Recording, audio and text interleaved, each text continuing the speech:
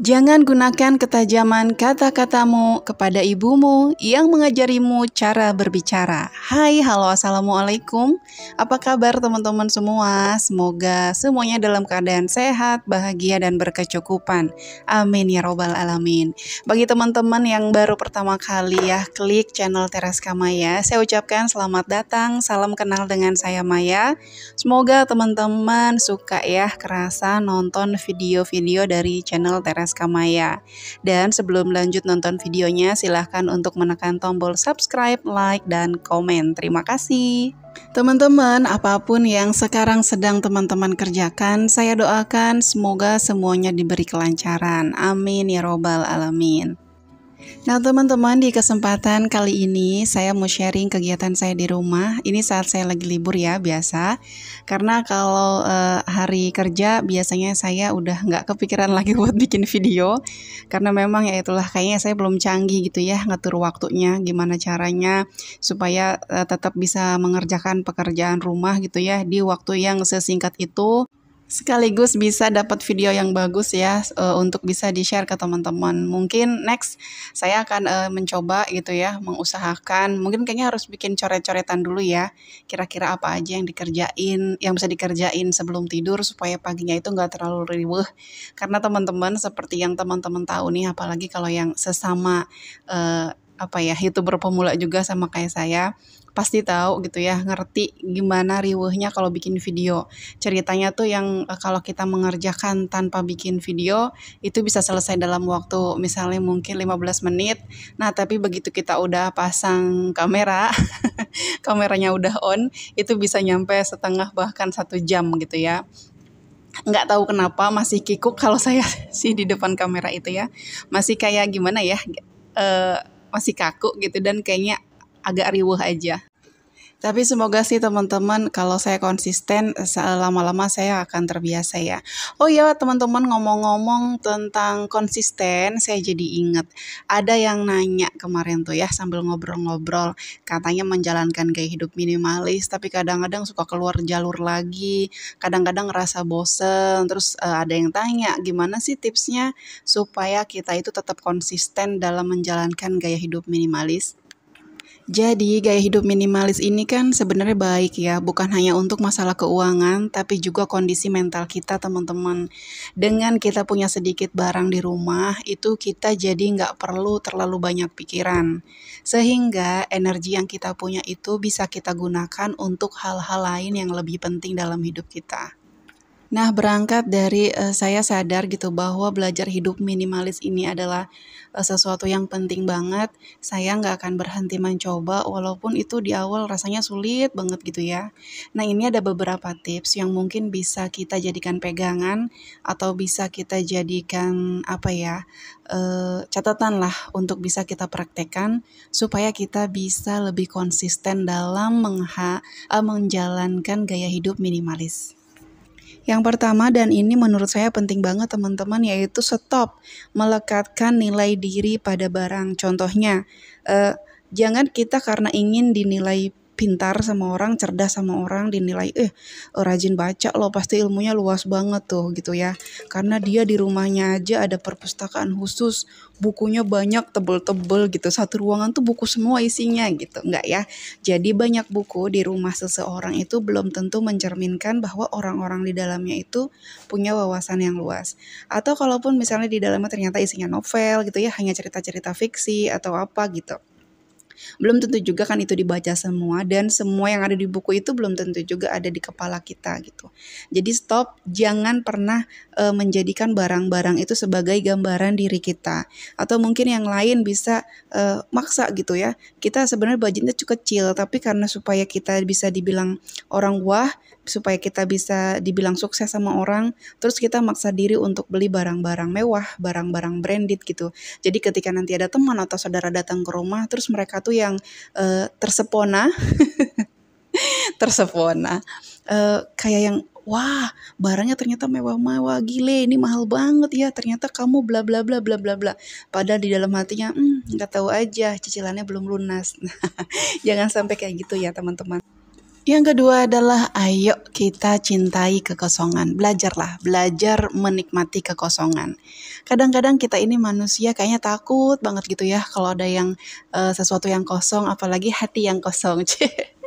Mungkin ini karena disebabkan kodratnya kita kali ya sebagai makhluk sosial. Jadi kita itu selalu ngerasa memerlukan kehadiran orang lain.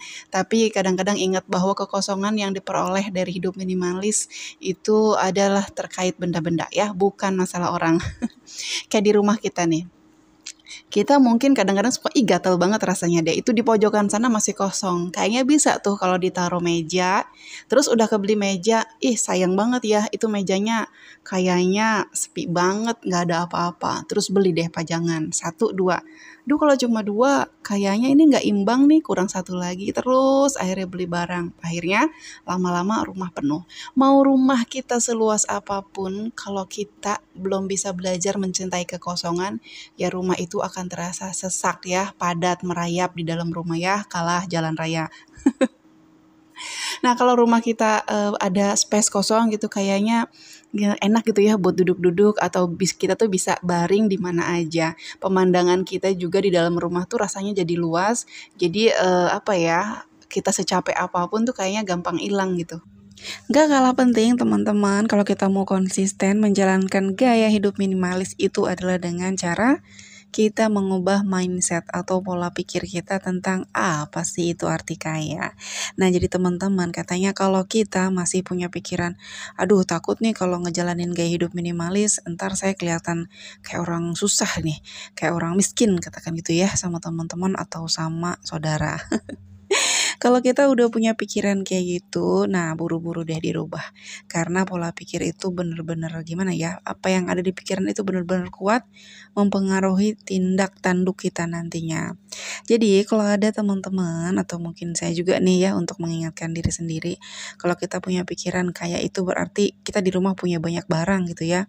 Nah berarti itu ada yang salah. Karena sebenarnya kaya itu adalah kebutuhan yang sedikit atau boleh dikatakan seseorang itu bisa dikatakan kaya ketika dia sudah memiliki batas cukup gitu ya. Nah, kalau kita udah bisa ngerubah mindset ini, nanti kita tuh hidupnya tuh justru akan lebih gimana ya, merasa udah punya semuanya lah gitu. Sampai-sampai kita tuh nggak punya keinginan lagi yang aneh-aneh.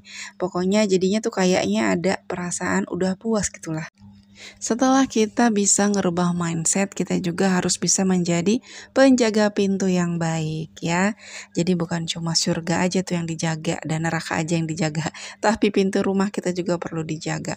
Bukan dengan binatang peliharaan, bukan dengan pagar besi, tapi dengan pola pikir ya. Artinya kita harus peduli dengan barang apapun yang akan masuk ke rumah kita.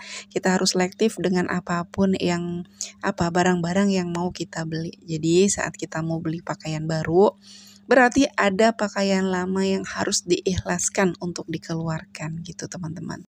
Menyukai tak harus memiliki. Woi, dengar kata-kata itu kayaknya gimana gitu ya. Tapi teman-teman itu bukan nasihat saat kamu patah hati loh. Tapi kalimat ini juga pas untuk penguat ketika kita ingin konsisten dengan gaya hidup minimalis. Kita boleh aja menyukai barang mau sebanyak apapun gitu ya, yang lucu-lucu ataupun yang gemesin. Tapi itu bukan berarti kita lantas langsung beli dan bawa pulang mereka itu semua. Tapi ya teman-teman, untuk bisa konsisten dan bisa merasa nyaman menjalankan gaya hidup minimalis ini memang perlu proses ya, proses yang panjang bahkan mungkin seumur hidup. Kita tuh jangan semangat di awal decluttering, tapi kesini-sininya mager gitu ya. Ini malah akan bawa kita ke titik nol lagi. Jadi misalnya di awal-awal kita anget-anget nih, begitu tahu ilmunya gaya hidup minimalis, oh harus decluttering. Terus gila-gilaan deh, langsung melakukan decluttering besar-besaran. Oh ekstrim pokoknya ya, segala dibuang-buang-buang gitu. Begitu beberapa bulan atau mungkin beberapa tahun nggak pernah melakukan decluttering lagi, dan ternyata masih sering masukin barang baru ke dalam rumah, barang lama nggak dikeluarin gitu ya. Akhirnya numpuk lagi, otomatis kita akan mulai dari nol lagi untuk melakukan decluttering. Nah, ini ada poinnya yang gak kalah penting dan ini menurut saya pakemnya, menurut saya ini adalah kuncinya. Gimana caranya supaya kita bisa konsisten menjalankan gaya hidup minimalis ini? Yaitu adalah dengan meyakini bahwa semua barang yang kita punya ini nanti akan ada perhitungannya. Akan dihisab teman-teman, dihisab ya. Dimintai pertanggungjawabannya. Jadi kalau kita punya begitu banyak barang, kita bisa bayangkan butuh waktu berapa lama tuh buat jawabin itu semua. Barang-barang itu dari mana kita beli, kita gunakan untuk apa. Wah, kalau kita udah yakin dengan dengan hisab ini, dengan perhitungan ini, kita pasti akan segan tuh kalau mau ngumpulin barang lagi di rumah. Sebetulnya gaya hidup minimalis ini kalau menurut saya ini adalah proses ya. Jadi wajar-wajar aja kalau sepanjang prosesnya itu kadang-kadang kita keluar dari relnya. Tapi begitu kita sadar kalau kita tuh udah nggak ada di tracknya gitu ya, ayo buru-buru kita balik lagi ke niat awal bahwa kita ini mau hidup minimalis supaya hidup kita ini tenang, supaya hati kita ini waras gitu loh.